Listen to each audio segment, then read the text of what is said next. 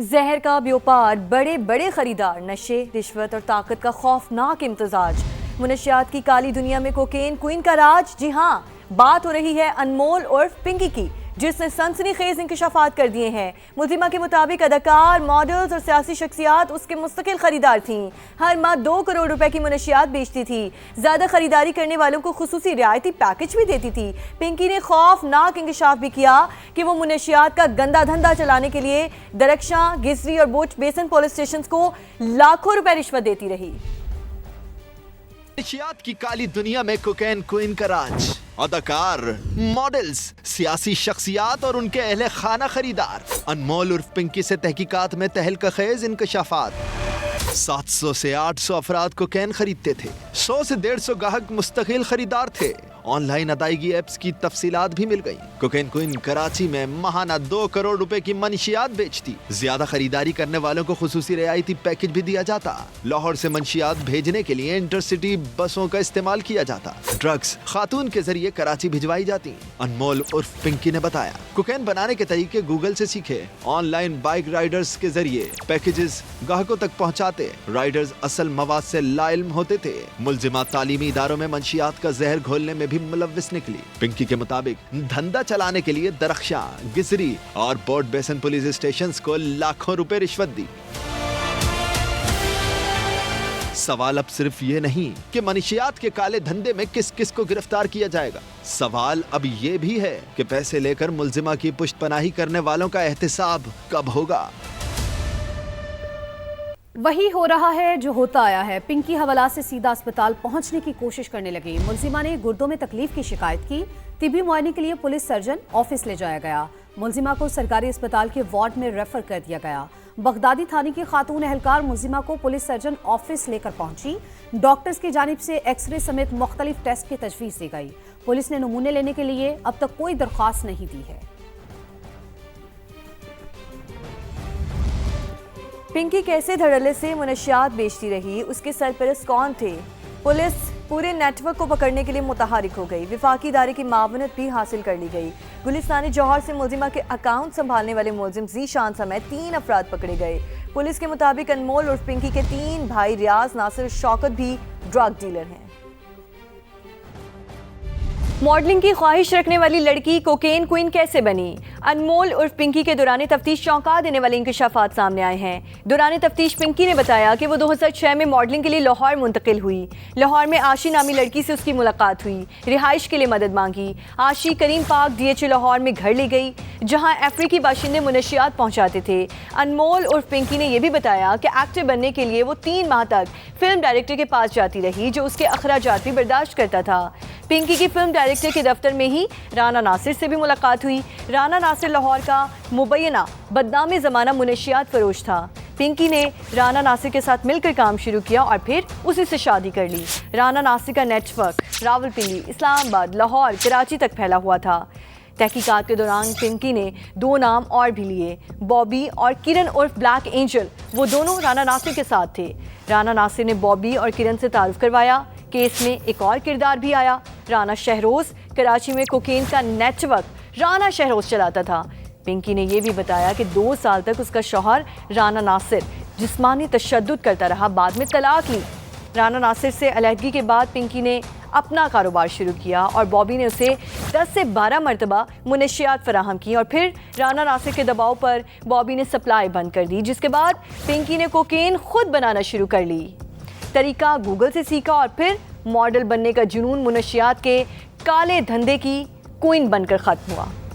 अनमोल उर्फ पिंकी को अदालत में शाहाना प्रोटोकॉल देने की तफ्तीश जारी। कराची पुलिस के 10 अफसरान और अहलकारों के बयान रिकॉर्ड कर लिए गए। मुल्जिमा के साथ अदालत जाने वाले 3 अहलकारों के बयान भी कलमबंद कर लिए गए। रिपोर्ट आज एडिशनल IG को पेश की जाएगी। पुलिस हुकाम का कहना है गफलत बरतने वालों को माफी नहीं मिलेगी, सख्त कार्रवाई की जाएगी।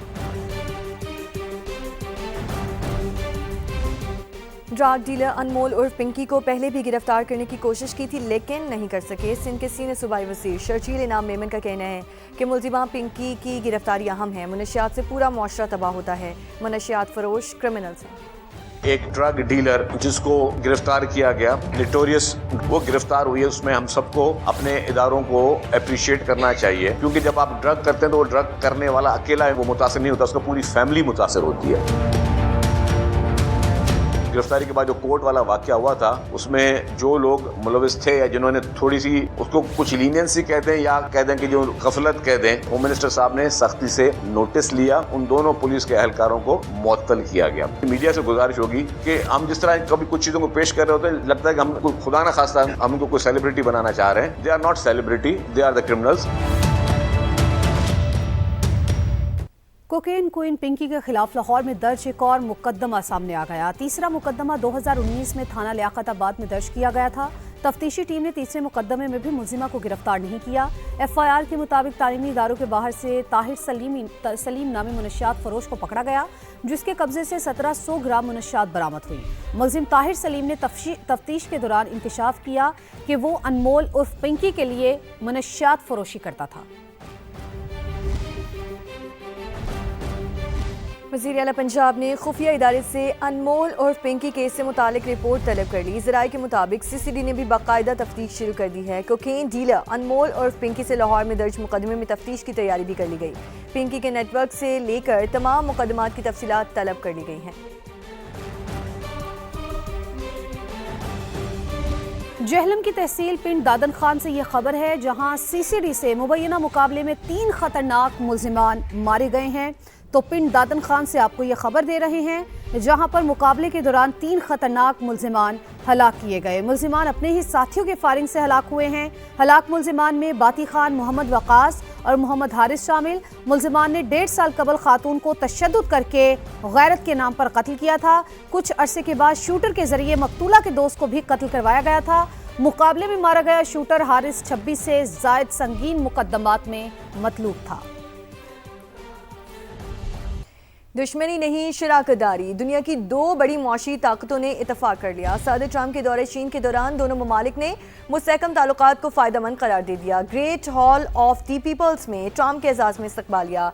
अमरीकी सदर ट्रंप बोले, जब भी दोनों में इख्तलाफात हुए एक फ़ोन कॉल से मसला हल किया, आइंदा भी एक दूसरे को साथ लेकर चलेंगे। दोनों रहनुमाओं ने ईरान को एटमी हथियारों के हुसूल से रोकने और आबनर हुर्मुज़ पर बहरी आमदोरफ्त की बहाली पर इतफाक किया।